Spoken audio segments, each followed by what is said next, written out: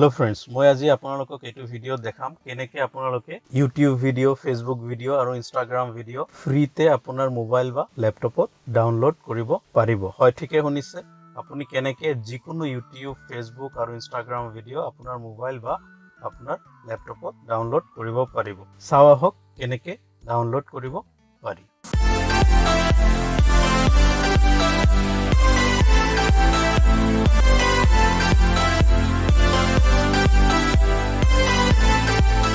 হয় যিকোনো video download কৰিবৰ কাৰণে আপুনি যিকোনো এটা ব্ৰাউজাৰ মোবাইল বা ল্যাপটপ বা ডেস্কটপৰ ব্ৰাউজাৰত আপুনি টাইপ কৰিব লাগিব KVID KWPVID তাৰ পিছত আপুনি এন্টাৰ মাৰিব লাগিব। এন্টাৰ মাৰাৰ লগে লগে চাব আপুনি ইয়াতে বহুকেইটা লিংক পাব। হয় ফ্ৰী YouTube, Facebook আৰু Instagram ভিডিও ডাউনলোড কৰিবৰ কাৰণে আপুনি আপোনাৰ মোবাইল বা ডেস্কটপৰ ব্ৰাউজাৰত টাইপ কৰিব লাগিব KVID KWPVID আপুনি চাব পাৰিছে বহুত কেইটা লিংক আহিছে ইয়াতে। প্ৰথমটো লিংক যেটো ইয়াতে চাব পাৰিছে qvid.to qvid video ডাউনলোডাৰ online.download YouTube এইটো লিংকত আপুনি ক্লিক কৰিব লাগিব। এয়া চাওক মই লিংকটোত ক্লিক কৰিলো। এয়া চাওক qvid সাইটটো খুলিছে।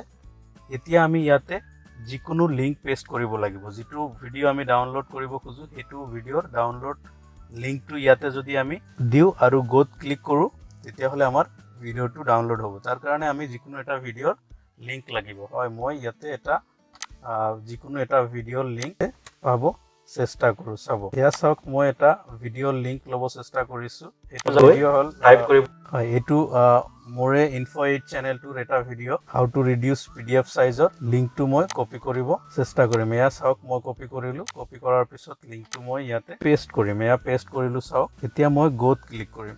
গোত ক্লিক কৰাৰ লগে লগে চাব পাৰিছে কিবা এটা প্ৰসেসিং হৈ আছে।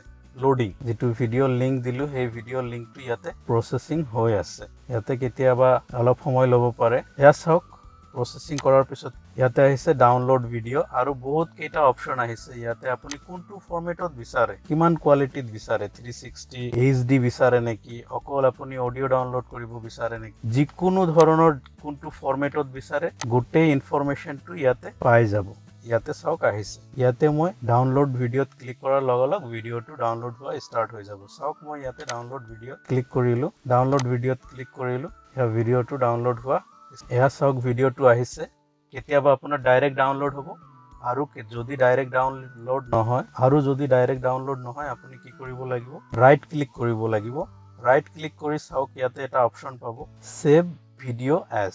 সেভ ভিডিও এজত ক্লিক কৰিলে আপুনি য'ত ডাউনলোড কৰিব খুজিছে তাতে আপুনি এই ভিডিওটো ডাউনলোড কৰি দিয়ক। ইয়াতে চাওক সেভ ক্লিক কৰাৰ লগে লগে এয়া চাওক ভিডিওটো ডাউনলোড হোৱা ষ্টাৰ্ট হৈছে। সো বন্ধুসকল এনেকৈ কোনো ধৰণৰ ভিডিও Facebook আপোনাৰ Instagram বা YouTube ভিডিও ডাউনলোড কৰিব পাৰে। ইয়াতে চাওক মই ইয়াতে টাইপ কৰিও ডাউনলোড কৰিব পাৰিম।